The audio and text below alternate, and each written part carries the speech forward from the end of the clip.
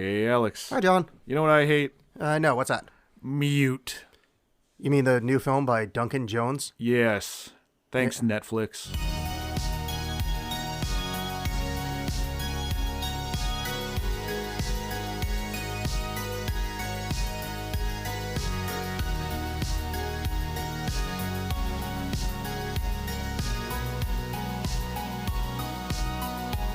Well, let me set the tone here. I'm hesitant to say this. As well you should be, if it is what I think it's going to be. I really liked it. Buddy, I will put you in a diaper and pile drive you right now. Yeah. I don't... And here's the thing. I don't really know why everybody hates it so much. It's awful. What do you... I liked it. Oh. I thought the acting was good. I thought it looked beautiful. Like Oh. I mean, the plot was a little thin, but it was fine. It was like a noir style. Like it's reminded me of just any kind of 40s noir film. Oh, it's very bad. It's It all even those things- opens like a noir film. all It those opens. things are It has the wrong. same opening as Sunset Boulevard. Yeah. With the laying face down in water. Yeah. Yeah. But then after that, in Sunset Boulevard, interesting things happen. Whereas this, not so much. So the movie, this was Duncan Jones' follow-up to, not immediate follow-up to Moon, but it's the spiritual sequel to Moon, according to him. And you can see there are elements of Moon in there. Yeah, like the guy from Moon, isn't it? Yeah, which was kind of annoying. I didn't hate it. That's one of the ones that I pointed at while I was watching it because I found myself liking this film and going, "What's wrong with me?" And then wondering what everybody else hates. And that was one of those ones that I thought, oh, everybody probably hates this. That little background thing of where Sam Bell, the guy from Moon, was on the TVs in the background. I mean, that's a mild reason to hate it, but it was this little bit like, hey, everyone, remember Moon? I made that. And that was it. It didn't affect anything else. Well, it's building a universe. This movie doesn't say anything. It doesn't do anything. It's we were talking earlier off mic about getting sick. And this movie is like when you start to get sick. Everything's kind of like kludgy and you're just not really feeling it. You're not real sure what's wrong, but you're just like tired and everything's taking a long time and you're to do anything. It's and then like boom, you're sick. And by the end of this movie, the sickness happens. But so much of it is just so languid and just bleh. Yeah. It's stultifying, this movie. Well, here's the thing is when you cast Vampire Eric as your lead, you're going to get a little bit of a languid thing because he is low on blood. Since Vampire Eric. Vampire Eric, the lead in the movie. His name is Leo. Yeah, Vampire Eric. That's it. That's his character name from the hit HBO series True Blood. Oh, I've never He was seen a sexy vampire named Eric. Did he also not talk? No, he talked quite a bit. Yeah, I liked it. I don't know what you're talking about. I thought it was fine. I thought it just reminded me of noir. It was the story of one guy losing things. I thought it was bleak. It was very Berlin-y. Mickey the Idiot from Doctor Who was there, which I know you don't watch Doctor Who, so that means nothing to you. It's so bad. I understand what you're saying, where it's like it's making all these same steps as a noir movie, but it's way too long. This movie could have been an hour and a half. And part of the problem is because your main character, Leo, is an Amish guy. Yeah. Kind of, but he has buttons. I thought Amish people didn't. No, Amish have buttons. Oh, I thought there were no buttons. So anyway, they're future Amish anyway. He gets like hit by a boat when he's a little kid, and the propeller chops up his shoulders and neck, and that like his mom, because of Amishness, I guess they don't want to give him the surgery, so his vocal cords are severed and he is mute. So he spends this whole movie either like looking plaintively at things or angrily at things. Yeah, and then everyone else just talks at him. Yeah, he writes some stuff down too. Yeah, but it's just it and then the movie stops with him for a bit and then goes with these two other characters for a long time, and no one is likable in this movie. And not even the like the guy you love to hate. It's just the guy you hate. Which one's that? Anybody. I mean, Leo's pretty uninteresting, but Justin Theroux and Paul Rudd's characters are awful. Like, how do you make Paul Rudd unlikable? So I liked Paul Rudd in this. Not like I didn't like him, but I thought he did a good acting job. I found him fun to watch. See, that's the thing. I think he did a good acting job, but I don't think he was fun to watch. I think that character was so just gross and really. Yeah, he's not interesting. And they like these characters are also so mercurial. Like the choices they're making don't make a lot of sense. We can get down the line talking about his Paul Rudd's relationship with Justin Theroux and just some of these weird things that happen with them where all of a sudden it's like, I'm going to beat you up. Hey, let's go shopping. Well, that's because he got the good news that he got his papers. Right. But so what was all that ahead of time? So, okay, well, let's just go out of order with it. Justin Theroux's character is basically a pedophile. Yeah. And Paul Rudd's character down the line figures out he's got a daughter of his own, figures it out, starts yelling at Justin Theroux, gets some good news about his own boondoggle or whatever he's doing, and then it's just like, oh, okay, well, I told you to stop, and you said you'd try, so we're good. And then they're driving down the street, and Justin Theroux is surfing on the car, basically, or, jumping out of the moonroof like he's on prom night, and it was just this whiplash of, wait, what was that last scene about then? Because it didn't matter. Their relationship was largely unchanged after that. That was just more killing time. Well, I think it's just more kind of character depth of Paul Rudd is that he's a surface level person. So he cares about his friend being a pederast until his mood's different, and now he doesn't care. Yeah. And he actually apologizes, saying like, "Oh, sorry, I've been in a bad mood lately because I've been working on getting these papers." Yeah, I thought it was cool. I thought it was an interesting character. Like, it wasn't like, one, he's a villain because he loves his daughter, which I'm not saying that's the most original thing, but it's not like he's like, give me the money or let me control the universe. It's like, I need to escape Berlin with my kid. But I didn't need an hour and a half setup for that. Like, I didn't, like I said, so Leo is because he's an Amish guy, he works at a robotic strip club, as you would. So what else are you going to do in Berlin? I don't know, but like, there's an actual robot stripping. Dude, that robot stripping looks so much like the robot stripper from Futurama. Yeah. It's fucking crazy. I was thinking of the one where the Crushinator strips, and that was making me laugh. Oh, yeah. So I got some joy out of this movie. But so he's in love with this waitress that works there. There's some altercation one night with some gross dudes, that Mickey the idiot or whatever. Then at some point she's gone, I guess. It took me a while to figure out that she was missing. I didn't really understand that was happening. I thought they played that well, where she either leaves him and he doesn't really know, because obviously she's like this, she's an unknown character. So she keeps making references to, you don't know who I am, et cetera, et cetera. Like, she obviously lives a double life. We're not sure what that is. When she kind of disappears, she in quotes gets in touch with him, which it turns out later to be Justin Theroux's character, fucking with him. But I thought that was interesting because I didn't know where the fuck I was for most of the movie. That's a great thing to have in a movie. But I mean, it's a noir, it's a detective film. You're not supposed to know what. Yeah, but you should know you should know that there's a mystery happening. This is just like, oh, she's not getting back to him. Okay, and like the music in that particular scene, it was ridiculous because the music is all like dun dun dun dun dun dun dun. Yeah. And the camera work and editing is not doing anything to support that. So it's just him sitting in a chair waiting for a text message, and it's just like boom boom boom boom boom, and it was so it was such a counterpoint that it didn't work. It felt very I didn't mind that at all. It really took me out of it. Like, I didn't need to have her be missing. Like, her not being in his life was the weird thing. That's the motivating factor of But I also didn't like her as a character, so I guess I was glad that she was gone. I didn't really like her that much either, but I don't know. I just didn't feel like I needed to. It's like it was enough that he liked her, because I don't think this is one of those movies where you're supposed to be like, it's not like you like Mickey Spillane, it's not, like, right. But generally these movies have unlikable, people you're following around. Well, not unlikable, but no. But I think there's a difference between unlikable and uninteresting. And I think in this case, a lot of them were just uninteresting, because Leo doesn't, like what I told you about him already. That's it. The most Amish thing he does is he's a woodworker. That's it. Oh, and he turns away from a TV. Like, that's an interesting concept of this futuristic world with an Amish guy in it. Okay, but that didn't coalesce to anything. No point was made about that. No, nothing really happened with that. Yeah. This movie was originally written in the early 2000s as a contemporary, like, British crime thing, which makes a lot of sense. Why is it in the future? What is gained from having it be in the future other than to be like, hey, remember Moon? I did that too. Well, they had the cool phones, so that's, But again, like, all the technology, this weird moment where they're messing around on the phone and it projects their images on the screens all around them in a public place for some reason. Yeah. What was that about? Like, that wasn't a commentary on anything. It just was we can do this effect, so let's do this effect. It didn't say, like, why was it in the future? It didn't matter at all that it was in the future. It felt a little bit like, what was that awful Steven Seagal movie we watched? The Perfect Weapon. But The Perfect Weapon had some sort of, like, theme to it in terms of, like, finding yourself, as dumb and cliche as that is. There was nothing to this. It was just a quiet guy goes to try to find his girlfriend, and this other guy killed her.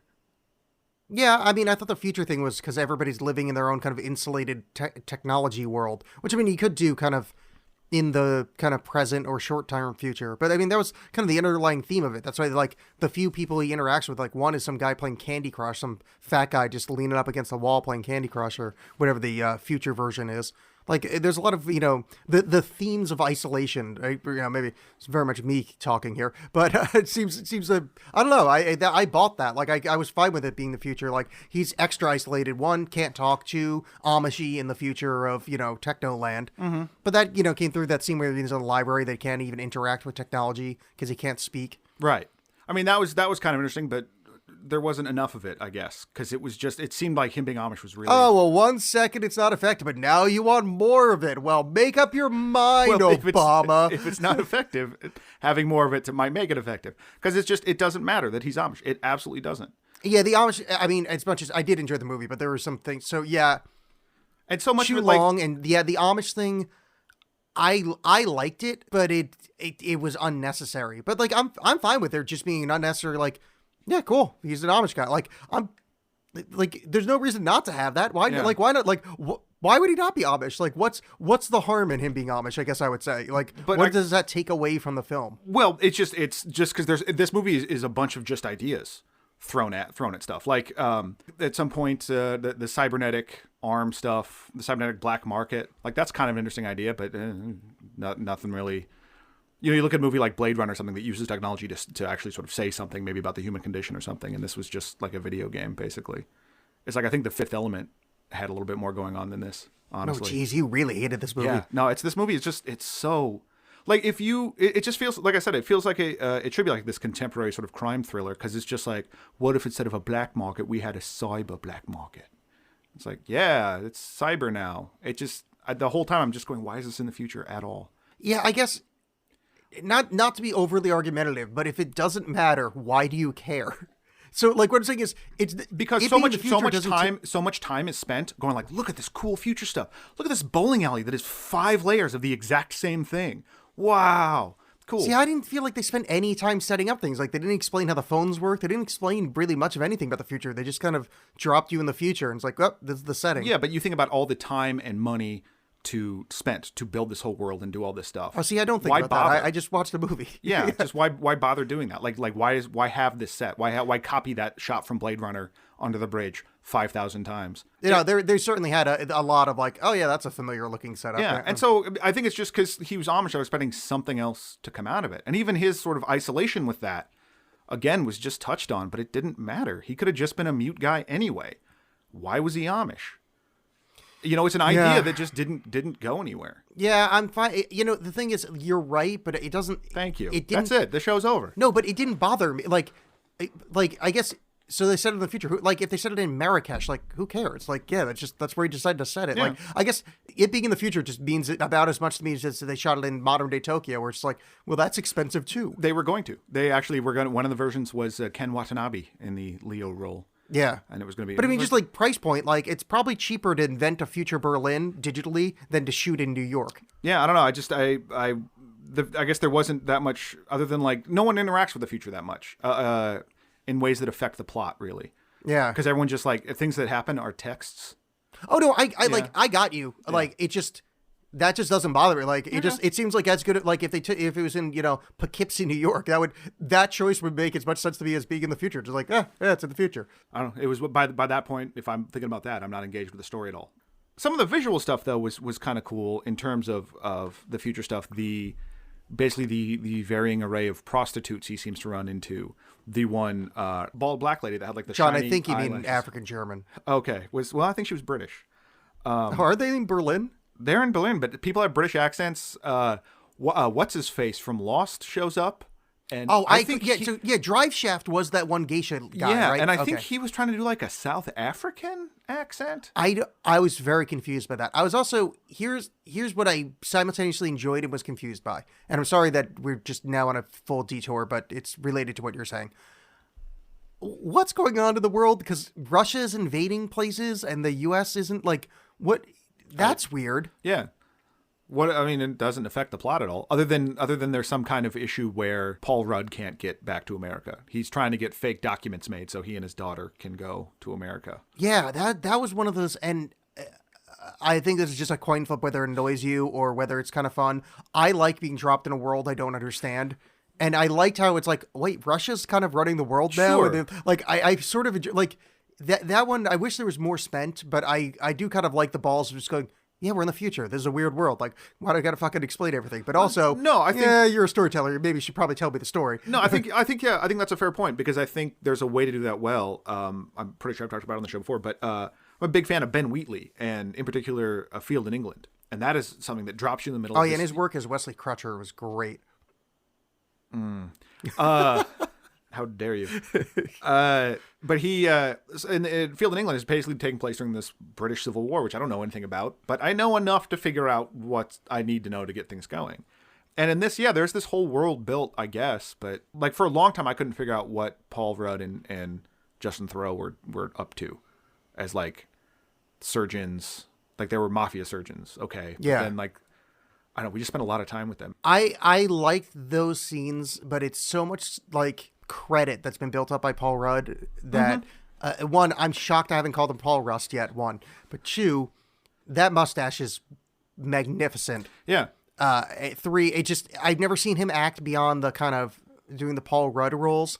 So having him be this kind of a shitty dude, well, not kind of. You don't really know how deeply shit he is until later in the movie. But Right. like watching him play this, but then like having moments of charming come out between the utter fucking contemptible human. I thought it was really interesting. It was more so. This is a long way of saying well casted, but I loved watching that. I couldn't sit still with him where it's like, oh, I don't know what I'm doing. Like, I don't know how I'm watching you. This is really awkward. We talked about like Will Smith in Bright being like, oh, he's Will Smith, but an asshole. Where it's just like, all you have to do is turn that dial like 5 degrees the other way. And it's like, you're doing the same joke, but you're awful. And there wasn't even that. There was just this, no, there's no like, I'm not being sardonic or anything like that. I'm just crummy. And in particular, crummy is such a good word. I lost, like, I really started to lose interest in that character when he throws the fit about trying to get a cappuccino because he has to walk 3 feet. Because there's not table service at the restaurant. I didn't know, but I adored him being completely out of breath. And then that guy talking to him in German, he's like, yeah, fine, I'll just get the coffee. Yeah. His arrogantly American piece of shit attitude made me laugh. Well, it made me not laugh as an extreme, but made it wasn't as good as that same kind of tantrum throwing in Wet Hot American Summer. No. But I was just like, oh boy, movie. Can we? Because I think at that point I was still kind of like, I don't know what's really happening. I'm not really interested. His relationship with the girl. The girl is. I mean, the fact that I'm referring to her as the girl, and I could barely even remember her character name. Which one? The little girl? No, I'm sorry. The woman. Narada? Yeah. Nadira. Nadira. Sorry. Nadira. Yeah. She is just there to sort of be this sort of pretty cipher and be the MacGuffin for this thing. Yeah, she's the Manic Pixie girl, yeah. Yeah, but it's like, are we still doing that? Because all she is just like pretty, but a little mysterious, I guess. But then she disappears pretty quickly. But yeah, so a lot of time is spent with Paul Rudd and his doctor friend Duck, who his little tick of calling Paul Rudd babe drove me crazy. Yeah, they leaned on that a little hard. Yeah, and they basically they fix up mobsters who have been shot and whatever, and that's when you find out that Paul Rudd is trying to, for some reason, can't get out of the country, and so he's trying to get fake papers for his daughter. Well, he went AWOL from the military there. Yeah, and it's clear that the mafia guys or whatever gang people are keep holding that over his head, and there are several lines like, oh no, it's coming tomorrow, we're working on it just to keep him working for him. But then, like I said, like this, I didn't need an hour and a half of these characters just hanging out. And that's what I got a lot of. The guy that runs the bar, is that someone? Because he looks like he's like some kind of stunt casting, but maybe he's just an actor that I'm not familiar. Like, oh, sorry, his name's Maxim. Yeah, that's him. He's a True Blood guy. All right, yeah, maybe not. There's just something about his kind of look. Like, I wouldn't be surprised if he was like musician of some variety or Oh, something. Like, sure. it's just like kind of the role he had. Like, that could have easily been, boy, do I not know any modern music people. Like, that could have been Kendrick Lamar. And Perry Como. Yes, that could have been old Blue Eyes himself. But because when he shows up, after they're having a conversation outside and he shows up, it seems very much like, oh, it's this guy. What's he doing in this Yeah, that's movie? what I kind of mean. Yeah. He's kind of shot in a way that should be not a bigger actor, but that should be like LeBron James should be playing that role. Speaking of a bunch of TV stuff, a lot of this kind of felt more like a TV show than a movie in terms of like its epic scope, and maybe that's some of what being in the future bothered me about it being in the future, is that it didn't have this sort of like grand feel to it. And I think about, like, I really liked Moon and the way he handled the small spaces in Moon, and even the source code, another Duncan Jones jam, was like a big, like a big time travel story or whatever, but all takes place in this train. And so I think he works better in that. I never saw World of Warcraft, so I can't speak to him just mishandling epics in general. But it just nothing about the future felt very grandiose. Yeah, other than being neon. Well, that part I sort of liked. It was that it still felt a little claustrophobic of, like, again, it just kind of leaning on that loneliness thing of, like, it seems like no one's interacting with each other other than, like, the four people Mm-hmm. And I think that might be, I don't know, I think it could be a detraction from the film, that there's not enough of there's not enough, it doesn't feel peopled enough. But I took that more as, like, there's just everybody's, like, sitting around playing fucking Candy Crush. Yeah, see, I never really got that, because you see people everywhere doing stuff. My particular favorite was there's a random guy working at a news seller. I don't know what you call it, a news station. Zeitung. Yeah, but he's dressed like a hot dog, basically, unintentionally. He's just wearing a red hoodie and a brown jacket. Oh, that's fun. I thought he Yeah. was in a hot dog costume, and it's very disappointing when he Well, they actually had a schnitzel, Wiener Schnitzel sign, neon sign, which I thought was fun because it's Berlin. Right. And yeah, there's people interacting. I guess because Leo is mute, and it seems like you're just supposed to take his isolation as read, because he doesn't talk to anyone, and it's a hassle to talk to anyone. And it didn't, like, I think of a movie like Taxi Driver, and I know that's probably an unfair comparison. Yeah, I was gonna say, yeah, but slow down there, Pacho. But I mean, just in terms of you, like, how isolated that character is, versus this guy who's just quiet and carves wood. Yeah, it was just, there wasn't anything to this character, and so it's not. What I more do you didn't feel want? that He sense carves of wood. isolation. He's good at sex. He can drink a lot of water in a single go. Yeah, well, that was I guess that's supposed to pay off at the end. Yeah, he was really into practicing holding his breath. Yeah. I was thinking about that if this were a visual podcast, a vodcast, I would have opened the show with me chugging a whole glass of water, because I'm quite good at doing that. However, I'm not going to do that because this is, audio only. Right. So everybody out there just assume that I opened the show. Just know that he with is me chugging a shitload of water. Here's an important kind of side thing. Did you notice? So in a lot of the plot focused around this kind of whorehouse that Paul Rudd keeps bringing his kid to. Yeah. The madam there. She looks a lot like J.K. Rowling. And that's all I thought of, is that things went really bad, and in 2035 or whatever this movie is, J.K. Rowling works in a whorehouse in Berlin. No, it's the best thing ever when watching a movie, because boy, the layers that get added to this film when you pretend that's make things up. That's famed author J.K. Rowling. And Ascension Hot Dog is running a newsstand. Yeah. Well, Cactus Bill, Paul Rudd's Cactus Bill, and Duck are always at this whorehouse where it's also his nanny is at. No, I think what it is that he hired prostitutes to watch his kid, which I liked. I mean, I don't like as a parenting tip, but I like as a character. No, that's fine. What I did like as a in your face with this movie doesn't make sense as it being in the future, where he tracks her address using delivery food. Right. That's some noir shit. It all paid off. That's like hanging the bucket off the back of the car and like making the paint trip. Oh yeah, that's all right. I take it all back because apologize to the movie, John. The pointless food thing. Yeah. I liked that. I thought that was good because I mean, one very I think that's an accurate predictor of the future, and I thought there was a clever way to find out where someone lives. Don't give me that dismissive. That was a fucking good point. You're absolutely right, but I don't. I mean, it's a one device. It didn't. It doesn't. Like, I'm saying point by mean... point, I'm destroying your opinion in this movie. You're gonna like it by the end of it. No, I will not. It's not even gonna be one of those that I enjoy talking about but don't like watching. Yeah. So okay. So the reason, so he follows the food home, and he talks to Luba. Yeah, that's it, Luba. So that happens, but the next scene, or very close to the next scene, is my favorite part of this film, where Paul Rudd is sitting at the restaurant, or sitting at a table, and this old lady sits down next to him, and she's so incredibly pleasant. And he has to see where he's talking to Duck about torturing the shit out of a human being. And she's looking at him, and he does the, stop looking at me, look in your fucking coffee, look at your goddamn, and he takes his hand, puts it on her head, and points her old lady head at the coffee. Yeah. And that's Paul Rudd in a big dumb mustache doing that. I've never been happier in my life. Okay. I'm just like, God, I hate this guy. It's so good. What a douche. Yeah. He puts her head, he makes her stare at her coffee.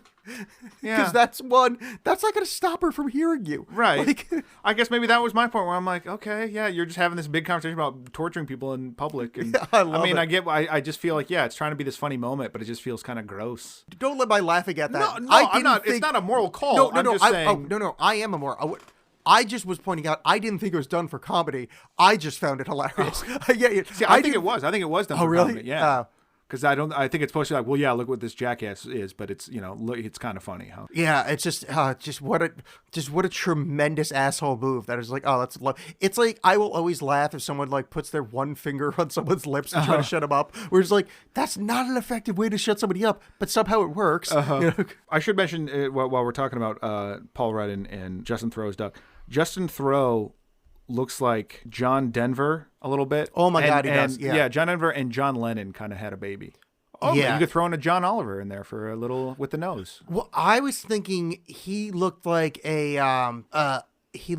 bad Owen Wilson character. Sure, yeah. Like if you put Owen Wilson in a bad wig, and well, you have to fix his nose a little bit, but yeah. Right. Oh no, Luke Wilson is who I was talking about. Oh yeah, no, okay, yeah. So yeah. Yeah. Luke Wilson disguised as Owen Wilson. Yes, is that guy. Yes. If Luke Wilson disguised himself as Owen Wilson, that would be Duck from this movie. Yeah, they just, I don't know what else to say about it other than like they spent so much time with these people that I did not care about. And really leaning into his pedophilia uncomfortably. I want to be very clear that I'm not defending pedophilia or taking pictures of It's ephebophilia. Is that what's what's coming up next? Oh, that's what's his butt? That Milo dude got in trouble on Real Time for talking about it, because that's like, oh well, no, I'm not. It's not children, it's teens that I'm into. No. Not as bad. I have heard that argument though. Yeah. No, what I mean to say is, gonna sound like I'm, but as a character, it seems like he's not crossed the line into kitty touching. Like he's in that like in a serial killer thing. He's in that pre-stalking stage. That we all know. Well, that happens with serial killers. No, I know. But we live in a world of true crime podcasts. Actually, we do all know. Yeah. I thought that was an interesting choice for the character in that, and not, I mean, obviously reprehensible, but it's not like, I don't know what I'm saying. Like, basically, it was a smarter choice to have him be like creepy taking pictures, which again, deplorable. I'm not defending anything, but not being like a kitty fiddler, because then, not just like there's stacks in the basement or something. Yeah, or like or like murders, like there's like a certain kind of you can't like empathize with the character, but he's not like I'm walking around with a Hitler mustache, like he's not like I'm villain von Villerson. Yeah, you know? But why am I spending time with this guy? Well, because he's the bad guy in the movie. At a point, I guess, there's just no narrative momentum happening. There's just nothing is pushing this story forward. It's just these parallel plots, quote unquote plots, of people just hanging around and talking a lot. Interesting for a movie called Mute. Yeah. How looks like someone's mind just got blown. Yeah, he sure showed me. Oh, speaking about getting blown, what the fuck were those sex robots in Drive Shaft's room about? I don't know, but that's the one thing that I'll say.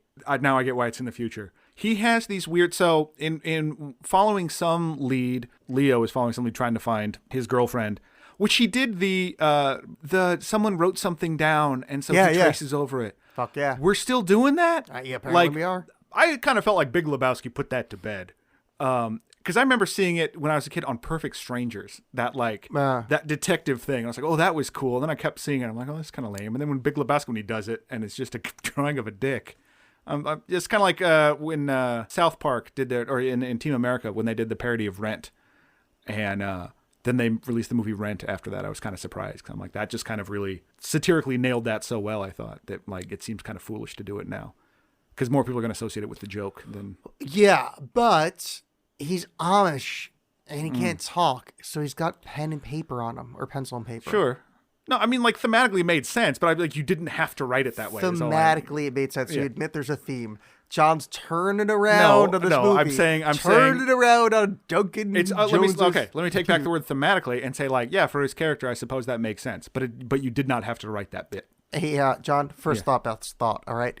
You said this movie has a wonderful theme. I think this movie is a great example of first thought. No, let's get being absolutely wrong. But those robots on Drive Shaft's bed. Okay, so have studded penises, but not studs, like thorns on a rose. I wouldn't, not even thorns, more just like protuberances, like something you could tie something. No, to. You know what they look like? They look like a Far Side caveman's club. Okay. With the little sticky bits coming out of it. Yeah. The Thagomizer on the back of a brontosaurus. Yeah. Well, okay, before I get to the robots. So he goes to this place where he thinks she might be. Yeah. And Leo goes to the place where he thinks she might be, and opens the door, and it's Dominic. Moynihan, something like that, yeah. Drive Shaft. Drive Shaft from Lost. He's wearing a geisha outfit, and clearly way into weird sex stuff, because he has these two robots on his bed that are clearly designed to be like a DP experience, I think. Because they're not like the robots themselves, they're in a sexual position, but they're not touching. And it seems like, and like they bump, at one point he bumps into them and they start undulating. And they make the Johnny Cab from Total Recall look like a real life facsimile. Yeah. Because there's just like this weird like tube with a beard on it for the mouth on one of them. And yeah, it's the thing, his unit is, huge and weirdly studded, like beyond studded, and like it would cause like not pleasant, like it would cause internal injury. Not like this isn't a fun, like I'm all for kink, good for you guys, do what you got to do, or do what you want to do, enjoy things. But that would probably make you die from internal bleeding. But so it's this weird little look into apparently she was possibly a prostitute or something. Because before she leaves, she has this conversation about, like, there's someone she wants him to meet, something she wants to tell him, but he's like, oh, unless it's about you leaving me, it doesn't matter. Well, that was the thing. Was that meant to be obvious that she's got a kid? Not meant to be obvious, but did you read it that way? Because it wasn't until the more of the end where I went, oh, I'm going to say, no, it wasn't obvious. Oh, and I'm this very smart man. When she did that whole speech, I went, oh, yeah, she's got a kid. Like, it just like, yeah, of course, she's got a kid. She has a kid. Like, she totally has a kid. And then it went, oh, there's one kid in this movie. Obviously, her kid is with Cactus Bill. Yeah. Who, by the way, carries around a what kind of knife? A Bowie knife. And who is Duncan Jones's father? Bowie David. Exactly. Which they do use a David Bowie song in the movie. When Dominic Moynihan's getting fucked by that robot, they play China Girl. At the beginning when they're trying to, like, when they're introducing to the future, it's actually a Philip Glass cover of Heroes. When I say cover, it's like his sort of reorchestrating. The guy from NPR? No, that's Ira Glass. Oh, my bad. Philip Glass is a Wisconsin guy. Yeah. And so it's that song. I don't know what you're talking about. But I recognize the song because I'm arty and intelligent. Oh. What? Anyway, what have you been doing with that all this time? Watch it mute, apparently. Fair enough. No, I didn't pick up on that. It's over the opening credits or something. There's supposed to be the David Bowie song. I didn't. Yeah, it's hear pretty it. early on. So we're actually kind of nearing the not the end, but we're nearing kind of the two disparate storylines coming together, because this is roundabout where Leo meets. What's her name? Nadira meets fucking Manic Pixie Girl's mom. Yeah. And another, which I thought was actually a really cool scene, where she doesn't speak a language he understands. He doesn't speak. And I thought that was a cool little, like, Well, this is a frustrating kind of bit of, I don't know. You don't see a mute guy trying to communicate with someone that doesn't speak a lot. I thought it was a good, Right. yeah, a good little sequence. Yeah. No, I get what you're going for there, or what the movie's going for. Was that before or after he runs into the little girl at the? I think he's already had that interaction with the girl where he draws the bear's fur. Yeah, I think that's already happened. Which is funny. So he goes to the strip club because he's looking for Nikki, because he's seen at the club earlier, who he's told like, oh, he runs a business nearby, and puts together that this is the same Nikki that's been running these prostitutes that he thinks Yeah. the girl might have been one of, because he runs into Luba a little bit later in this long protracted scene of Luba just talking forever. And I really like that actor. He was really great on the Misfits, that British show about was he like in that? kids with superheroes. He was the Irish guy that Oh shit! I didn't put that together. yeah. Yeah. Yeah, and he also played a gay prostitute in Red Riding. It's a British trilogy. There are like 3 different movies. They all take place around like Yorkshire, and it follows basically sort of the same conspiracy, I guess. And it's pretty good. There are 3 different ones. They're of varying quality, but anyway, he played a gay prostitute in that too. So, but yeah, he has this long exchange with him, and he goes to find this Nicky guy, and he's at this cool. I did like this as a stupid future thing. So it seems like they're at the brothel because the little girl is there. So it means Cactus Bill is there, but they're eating some kind of food that they like cook under this steam jet. Yeah, I did enjoy that. Like yeah. that was just like in terms of like a stupid future thing. We complained in justly in Alien Resurrection. Who knows? Yeah, about the pointless. Here's a cube of scotch that we're gonna melt with a laser. Oh yeah. Yeah, which like if that was not on a spaceship, I don't think that would have bothered me that much. Like this is just like because it could be like a gimmick in a bar. Like no, we're gonna gastro whatever. Yeah. shoot steam at this thing to cook it at your own table. Well, the steam thing, because there's that Japanese thing where you like cook the meat at the table, where you dump it into the boiling water or oil or something. That's like an actual thing that happens Fondue? now. No, this is you dunk it into boiling either water or oil, and that's the deal at the table. Yeah, well, yeah, I know you're uncultured.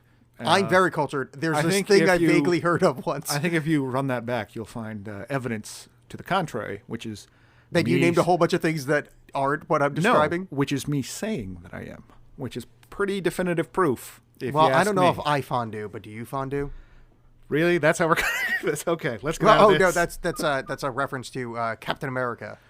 At the Ursat's teppanyaki place, he sees the little girl Josie, Cactus Bill's kid, and she's drawing a picture of a bear, and so he pulls out his notebook, and then Nikki, who everyone in this movie is Eurotrash, which I kind of like. Yeah. Because at first I was kind of annoyed, like, wait, they're in Berlin, like, why, this isn't this me being America centric. Oh yeah. No, we're having a very good time. Let's go. Yeah. We'll do disco dancing. But I'm very sensitive to the Germans. I'm German. I'm allowed to say that. Okay. But like he's like, what is this fucking art class?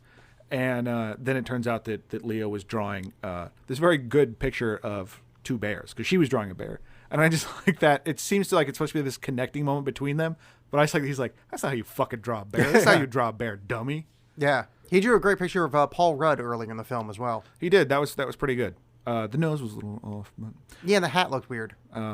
maybe it wasn't a great picture. No, all right, fine. He didn't like the movie. That's their touching interaction with the child, and yeah, I don't remember here the next thing I have in the notes is that he figures out that it has something to do with that bar that he worked at. So he grabs the leg of the bed, the bed.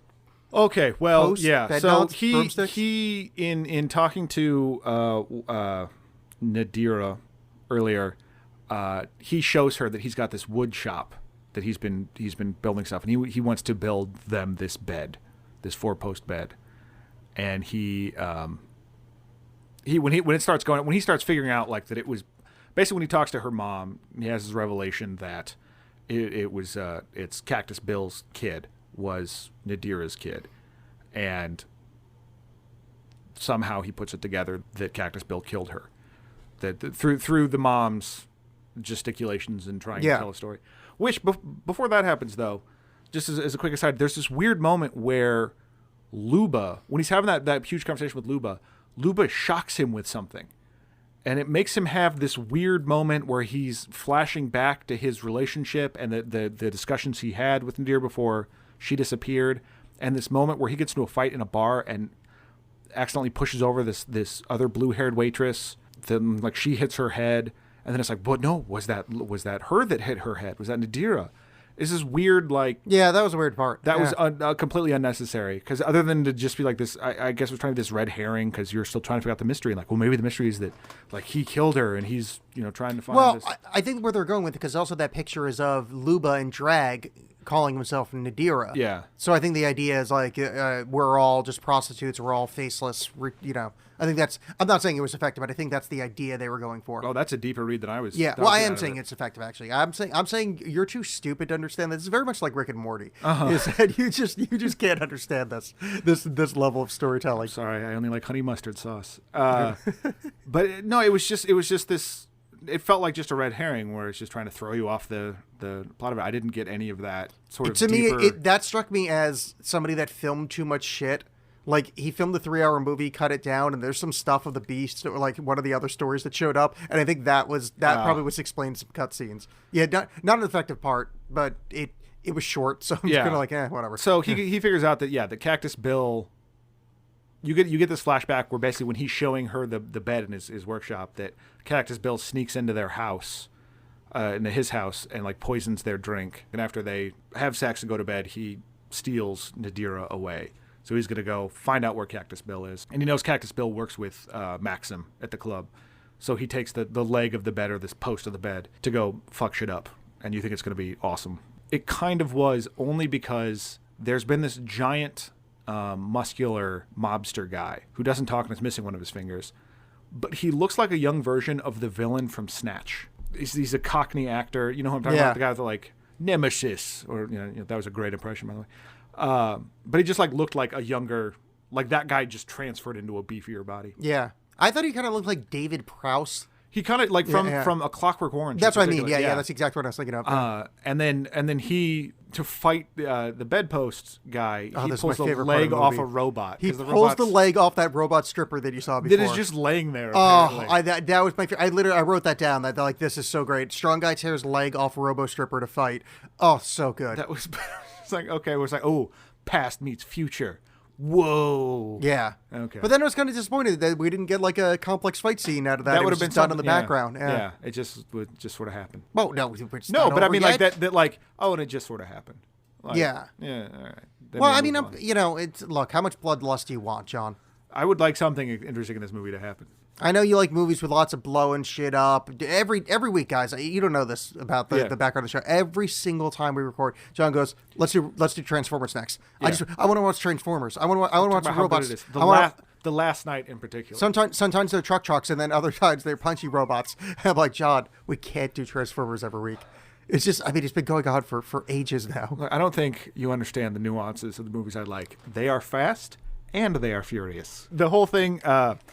How he even gets to this leg battle in the first place is he's going to get Maxim because when Cactus Bill and Duck are at the mall, there's this whole altercation between them and a security guard because they've gotten drunk at an American-style diner, and they leave, and Cactus Bill pulls some shenanigans, gets into it with the security guard, makes fun of how small the security guard is, and Duck at some point tries to stop the altercation. Cactus Bill punches him in the face.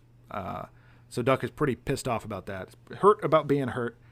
Duck has revealed in this, while they're at the mall, that he's been emailing or texting, communicating with Leo just to fuck with him. Like, don't worry about it, we're all fine. I've just been stringing him along, so I think it's funny because I'm a horrible sadist guy. And Paul Rudd immediately... It's on character. You can't argue with that. Yeah, and Paul Rudd immediately, as much with being on character with his character, immediately he's just like, oh, okay, well, I'm not worried about it then.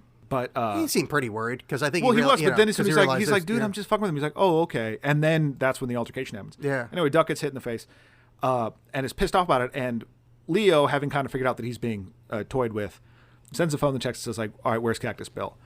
And Duke is like, Duck is like, oh, he's meeting with Maxim to get his papers. So that's how he knows how to go there. And he has the pointless fight with the background fight, I guess, with the robot leg. Maxim can't hear any of this going on because he's wearing headphones. And so he can't hear what's happening, and Leo sneaks into his office and hits him with a statue, knocking him out, and then takes the IDs that he has prepared for Cactus Bill. The Cactus Bill's whole purpose for doing all of this, steals it away and figures out where Cactus Bill lives at this point, and so goes down to try to rescue or find out at least what happened to Nadira. Yeah. And that leads to him rolling into Cactus Bill's house in the woods or where the fuck he's supposed to be. Yeah. And he finds... Who does he find in the basement? What's that dude's name? Nikki. Nikki, yeah. He finds Nikki all trussed up in the basement, fresh from being tortured. And he lets him go. Well, for a short time, because as he lets him go, he runs up the steps and Paul Rudd stabs him, and Nikki rolls back down the steps. Yet again. Which, it was, nice of him to try. Which I was confused for a second because that had already happened. They'd already tossed him down the stairs once. Because Paul already makes a joke about it, like, these stairs are really deaf for you. For a second, I thought, like, this was going to be some weird, like, Christopher Nolan time crunch thing where, like, oh, no, this actually happened before. Just because I was looking for something interesting to happen in this movie. But no, it's just Paul Rudd caught him. Wait, you were looking for something interesting to happen? You went for a Christopher Nolan gimmick? Well, that somehow, like, it was looping back on itself, like an earlier scene. It's just a weird choice for. I think of interesting. That's I think where of a I was guy at that with I don't this. like most of his movies. Yeah, but that's where I was at with this movie. I'm like, well, at least it'll attempt to do something. Yeah, fair enough. And then comes a pretty upsetting scene because he eventually finds Nadira's body after a pointlessly tense scene where you think she's going to be in the freezer. She's not in the freezer. She's just behind it. Yeah. It was just like this build up. And then, oh no, she's not there. She's there. Like, why was that there? Why did you build up this tension? And then when it was time to actually sort of release it, it was just, I don't know. Well, that's a metaphor for what happened. So originally they thought that the Nazis were going to be the bad people. It turns out that the Russians were the ones that are actually on their way to taking over the rest of the world. So in this metaphor, the freezers were the Nazis. And the bag to the right of the freezers were the coming Russian Empire. Okay. I mean, I can't believe you didn't see that, you fucking idiot. I'm sorry. I should make it more bullshit when I'm watching this movie to enjoy it. Hey, but do you ever question why you don't like movies? It's because you don't do that. You have to do the work for them. I see. Oh, I see. I get it because of the freezer. Yes. No. Now I see where. Oh God. Anyway, so then Cactus Bill and Leo have an altercation, and Leo immediately kills him because Cactus Bill. He immediately stabs him through the neck slowly, with a David Bowie knife. With a David Bowie knife, and then there's a very extended scene of, actually a couple of extended scenes of Paul Rudd gurglingly dying. Yeah, because then Leo takes Nadira's body and traipses off while he's gurgling and bleeding out. He walks about 200 feet into the woods and just sits by a tree and puts her dead head in his lap. Yeah. Which was, I get the symbolism and it looks nice and all, but really, come on, put a little effort into it, man. Yeah, I think he might have just been like, well, where am I going now? What's my plan here? Well, there's a car right there. Yeah, it's pretty beat up. Maybe. No, Paul Rudd's America-mobile. Oh, right, there. Just take the America-mobile. And then Duck shows up, and it's kind of like, oh no, I wasn't expecting you to die, even though I sicked this guy on you. Takes this girl, and you're like, well, that's awful. And I'm like, wow, this is a really dark way for this movie to end. But the movie refuses to end. It goes on for another 20 minutes because Duck finds Leo in the forest and is like, oh, hey, tough guy, I'm gonna fix you up, and gives him an electrolarynx. And there's this whole protracted scene of him putting a speech box in him and telling a story about his uncle having a great voice. So you're a little confused as to why this is happening, and eventually you realize that he put the voice box in because he wants him to apologize for killing Cactus Bill. Yeah. Even though he's kind of set him up to do it. Well, again, I think this goes with him having, taking no responsibility as a character. Yeah. Well, he's denying his whole pederast thing. I think that fits within the character of him trying to shift blame kind of half-assedly towards somebody else, even though he kind of recognizes it in himself. But that's exactly what Paul Rudd is sort of doing. The whole they're both these sort of unreliable individuals. Yeah, they're well-written characters. I know you're used to your Autobot pals fighting their Decepticon baddies, but sometimes there's shades of gray. Sometimes there's 50 of them. Speaking of another great movie. But no, it's just they're the same they're same in that way where it's another unreliable guy, I guess, that are making these choices that seem very arbitrary. really just keep things. Villain's got a stretching vil, man. I guess. So he takes him out, because he takes him out to this bridge where there's a photo of Nadira that you saw earlier. Leo was showing people to try to get people to identify her. And he was like, I took that photo, and look at this. And there's a carved thing on the bridge, or a bench by the bridge, that Bill loves Nadira. Look at that. They loved each other, and you ruined it. So you need to apologize for Bill, and then since you're all drugged out, I'm going to throw you off this bridge. But then there's a tussle, and not even a tussle. Leo just sort of wraps his arms around him, and it's slowly revealed that he's not on as much drugs as they think he is, or he's recovered enough. So he does that breathing exercise as seen before, breathes in deeply, and then jumps off the bridge with Duck. Which by the way, talk about fucking ironic naming. Oh yeah, because ducks swim, John. Duck. Oh no, right. In water, where he was going to die later. You didn't see that shit coming? No, because you're a dummy. No, I didn't. You're a dummy. You don't see the genius of Mute. Because I was thinking, when they started to sink, I'm like, oh, they must be Autobots, because robots sink. I didn't think about ducks. Exactly. Because they're bad guys, because they were Decepticons. Right. They decept things. They decepted me. They sink underwater together, as humans are apt to do, because, humans are notoriously unbuoyant. And, Duck, much like his name doesn't suggest, dies after Vampire Eric drowns him. Oh, Duck. Oh, he must be immortal. Yes.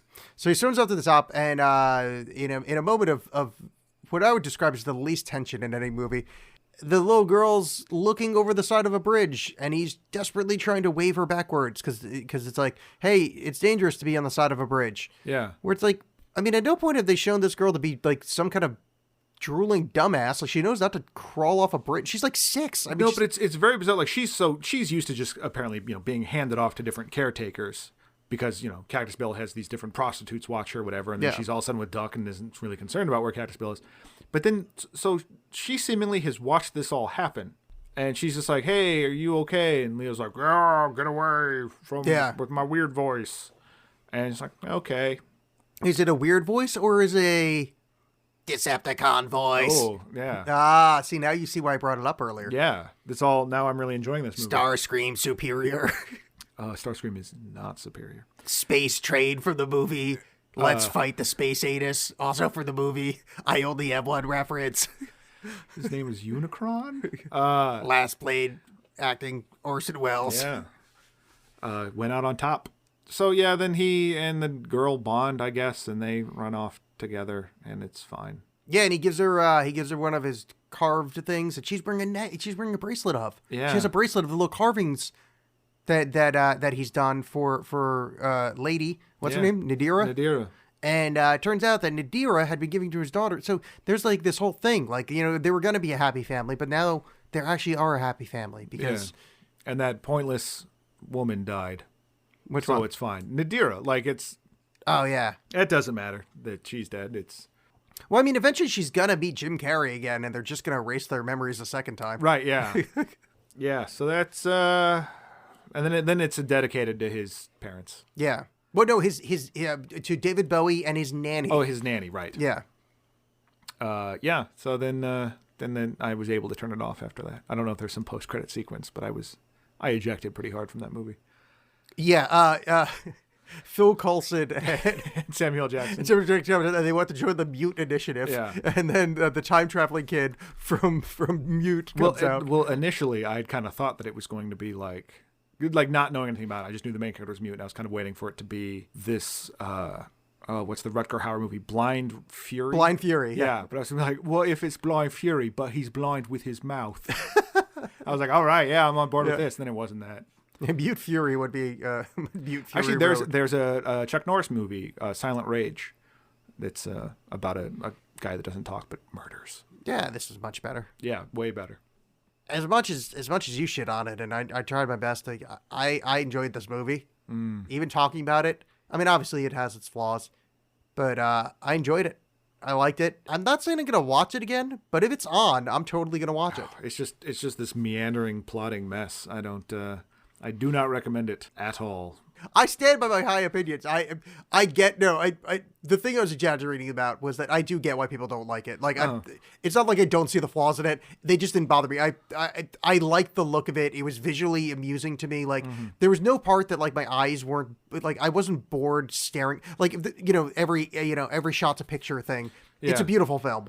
The acting's not bad. Like, it's if you're not in a mood to be easily annoyed, I think it's like if you could turn off like a couple of switches, whichever your annoyed switches are at that. I don't know. I found it to be pretty amusing film. I don't know. It's just for something that wears its Blade Runner references pretty openly. It didn't match that in terms of being able to look at a frame of it and be enamored with it. To me. Well, I've never seen Blade Runner, so that's probably why. This is the first time I've ever really hung out with it. Oh. I've seen Blade Runner 2049. I've never seen the original. I would make that same argument because I don't like Blade Runner 2049 is something perhaps worth discussing, but I think it has its own issues, but it's damn pretty to look at. All right, so John, for next episode, I was thinking that a perfect follow-up for me enjoying the movie that everybody else hated was for me to hate a movie that everybody else likes. Perfect. And it's been referenced in this very episode. And Citizen Kane. Actually, if anybody wanted to listen to the Alexx Yes, they know I love Citizen Kane. Oh, big fan. Oh no, I'm sorry. I was referring to Blind Fury. Sidey Zen Kane. Oh, yeah. Now he's doing sweaty puns.